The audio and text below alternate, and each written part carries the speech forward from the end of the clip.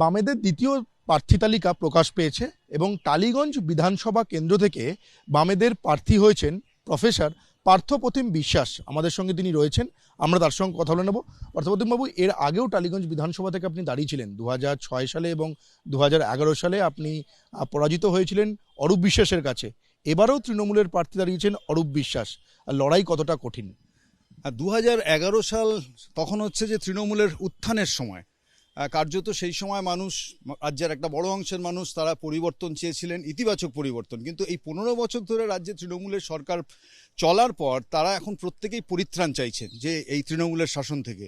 বিশেষত আমাদের এই রাজ্যে এখন দুর্নীতি একটা প্রাতিষ্ঠানিক চেহারা পেয়েছে। একেবারে শিক্ষক নিয়োগ দুর্নীতি থেকে শুরু করে একেবারে কয়লা, বালি, যা কিছু চিটফান্ড সবই তো রয়েছে।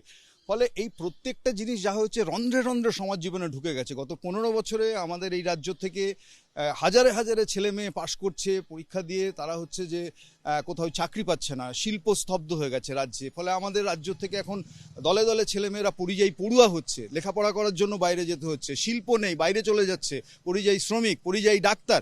এই অবস্থায় অন্ততপক্ষে আমরা মনে করছি যে আমাদের রাজ্যের ছেলেমেয়েরা আমাদের রাজ্যে থাকুক, ঘরের ছেলেমেয়েরা অন্তত শহরে থাকুক।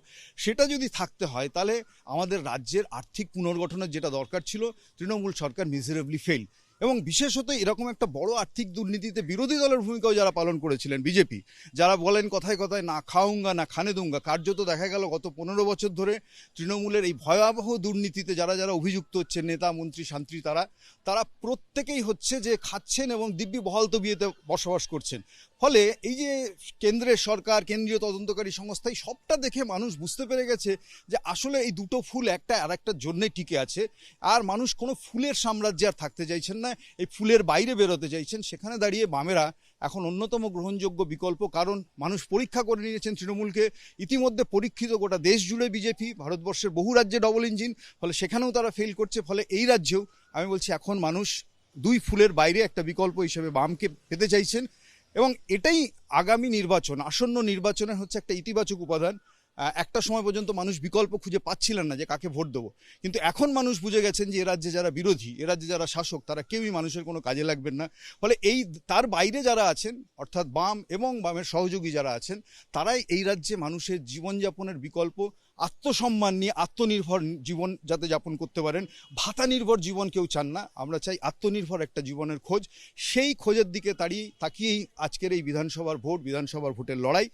এবং সেই লড়াইয়ে মানুষ হচ্ছে বামেদের সাথে থাকবেন, এটাই আমার আশা। পরিস্থিতি অন্তত পাল্টে গেছে গত 15 বছর। শাসক দলের ক্যান্ডিডেট ইতিমধ্যেই প্রচার শুরু করে দিয়েছেন, আপনার নাম ঘোষণা হলো আজকে, আপনিও প্রচারে নামবেন। আপনার মূলত স্ট্র্যাটেজি কি হবে টালিগঞ্জ বিধানসভা এলাকাতে, মানুষের কাছে কি বার্তা নিয়ে যাবেন? দেখুন, টালিগঞ্জ এমন একটা ক্ষেত্র, কার্যত সেখানে মধ্যবিত্ত মানুষ, কলোনি অঞ্চলের উদ্বাস্তু মানুষ, সংখ্যালঘু মানুষ, বস্তিবাসী মানুষ, উচ্চবিত্ত মানুষ, সব রকমের মানুষ আছেন।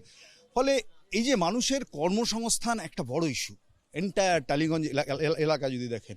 এবং এই অঞ্চলের মানুষ শিক্ষিত, মধ্যবিত্তের বাস প্রচুর। তারা এই যে শিক্ষার যে ক্রাইসিস দেখছেন, এর থেকে অব্যাহতি কোথাও পেতে চাইছেন। সরকার যদি নীতি বদল করতে ভালো হতো, সরকার সেটা পালনে ব্যর্থ হয়েছেন। ফলে এখন সরকার বদল করা ছাড়া আর কোনো উপায় নেই। ফলে আসলে সরকারের নীতি পরিবর্তনের লড়াইয়ের জন্যই সরকার বদলটা চাই। এইটা বিশেষত টালিগঞ্জের ক্ষেত্রে আরও একটা জিনিস ভয়াবহ গতিতে এগোচ্ছে, বেআইনি নির্মাণ। ফলে এই যে বেআইনি নির্মাণ, সেখানে রাজ্যের পুলিশ প্রশাসন, শাসক দলের সকলে মিলে জুড়ে যাচ্ছেন। এবং কার্যত আমি বলছি একটা নাগরিক জীবন বন্ধাত্বের অবস্থা, মানুষ ভয়ে দিন কাটাচ্ছেন। একটা আরজিকরের মতো ঘটনা, অভয়ের মতো ঘটনা ঘটে গেছে, বোঝা গেছে স্বাস্থ্যক্ষেত্রে আমরা কতটা অরক্ষিত, শিক্ষাক্ষেত্রে কতটা আমরা অরক্ষিত, প্রত্যেক দিন যা নিয়োগ কেলেঙ্কারি হচ্ছে। ফলে মানুষ যাবেটা কোথায়? মানুষ তো চায় এইটুকুই যে একটা আত্মসম্মান নিয়ে বাঁচতে। একটা শহরের কেন্দ্রে টালিগঞ্জ হচ্ছে, আমি বলবো যে একটা কনস্টিটিউয়েন্সি, সেখানকার মানুষ ইজ নো এক্সেপশন। তারাও হচ্ছে চান শান্তিতে জীবনযাপন, তারা চান ব্যবসা বাণিজ্যে সমৃদ্ধি হোক। আয়ের নিরিখে আমাদের একটা রাজ্য ক্রমাগত পিছিয়ে চলেছে, সেখানে কি ব্যবসা হবে, সেখানে কোথায় শিল্প আসবে? গত 15 বছরে একটা শিল্প আসেনি। কার্যত শিল্পের জমিতে দুর্গাঙ্গন হচ্ছে, শিল্পের জমিতে জগন্নাথ মন্দির হচ্ছে।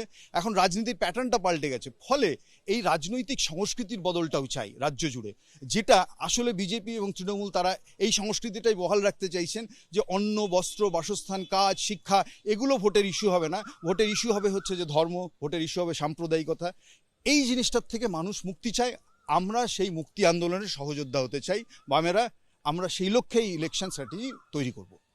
আপনার প্রতিপক্ষ প্রতিদ্বন্দ্বী অরূপ বিশ্বাস 4বারেই বিধায়ক হলেও আপনার কথা যেটা বোঝা যাচ্ছে এবারে আপনি জয়ের ব্যাপারে আত্মবিশ্বাসী খুব। দেখুন, যতবারের বেশি বিধায়ক আপনি হবেন আপনার ব্যাগেজ তত বেশি হয়, অর্থাৎ প্রতিষ্ঠান বিরোধিতার ধাক্কা তত বেশি সহ্য করতে হয়। সরকার প্রথমবার যখন এসেছিল 5 বছরের মাথায়, তখন তার বিরুদ্ধে যা প্রতিষ্ঠান বিরোধিতার মেজাজ ছিল, আজ 15 বছর বাদে নানা ঘটনা প্রতিক্রিয়ার হচ্ছে যে আজকের হচ্ছে যে এই প্রতিষ্ঠান বিরোধিতার মেজাজ তুঙ্গে উঠেছে। ফলে যতবারের বেশি বিধায়ক, যতবারের বেশি সরকার, তার বোঝা তত বেশি, ফলে তাদের ব্যর্থতার বোঝাটাও অনেক বাড়ছে। সেই হিসেবে দাঁড়িয়ে তাদের এই আসন বজায় রাখা, সরকার বজায় রাখাটাও ততটাই চ্যালেঞ্জিং। আমরা সেই চ্যালেঞ্জটা গ্রহণ করছি যাতে সরকার উল্টানো যায়।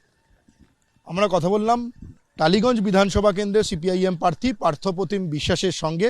উল্টো দিকে 4বারের বিধায়ক অরূপ বিশ্বাস হলেও লড়াইটা কঠিন হলেও তিনি কিন্তু তার জয়ের ব্যাপারে আত্মবিশ্বাসী এবং তিনি চ্যালেঞ্জটা গ্রহণ করছেন, সেটাই সাফ জানালেন। ক্যামেরায় রোজারিওর সঙ্গে সৌমিত্র রায়, এবিপি আনন্দ, কলকাতা।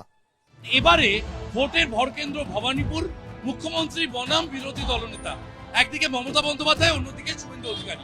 দফায় দফায় কিন্তু একটা সাজো রব ঢাক ঢোল নিয়ে মাঠে নেমে পড়েছেন বিজেপি কর্মীরা। অন্যদিকে ঠিক উল্টো দিকে মমতা বন্দ্যোপাধ্যায়ের নামে সেখানে দেওয়াল লিখন চলছে এবং একেবারে স্লোগান শাউটিং চলছে। তৃণমূল কর্মীরা তারা সেখানে রয়েছেন, তারা জয় বাংলা স্লোগান দিচ্ছেন এবং একদিকে বিজেপির ঢাক, অন্যদিকে তৃণমূলের স্লোগান। আপনাদের আমাদের বার্তা একটাই, ভবানীপুরের ঘরের মেয়ে মমতা বন্দ্যোপাধ্যায়, যিনি দুর্গাপুজোয় প্যান্ডেলে গিয়ে দাঁড়িয়ে থাকেন, যিনি কালী পুজোয় থাকেন, যিনি গুরুদুয়ারার গেটে উদ্বোধনের সময় থাকেন, যিনি ছট পুজোয় থাকেন, ভবানীপুরের প্রত্যেকটা মানুষের আপদে বিপদে যে মানুষটা থাকে তার নাম মমতা বন্দ্যোপাধ্যায়। গতকাল থেকে শুরু হয়েছে প্রিয়নাথ মল্লিক রোড, গঙ্গাপ্রসাদ মুখার্জি রোড হয়ে চক্রবাড়িয়া রোড সাউথে, এই রুটেই আমাদের এই করে। অর্থাৎ তৃণমূল কর্মীদের দাবি যে এই রুটেই তাদের দেওয়াল লিখন হওয়ার কথা ছিল।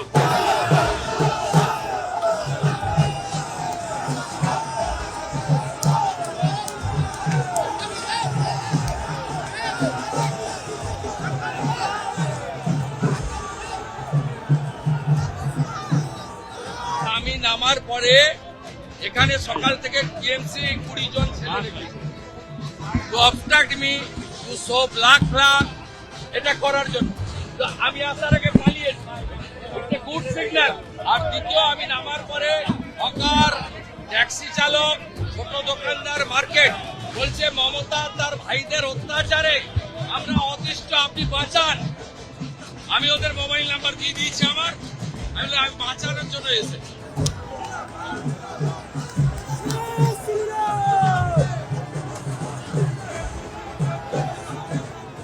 এবিপি আনন্দ, এগিয়ে থাকে, এগিয়ে রাখে।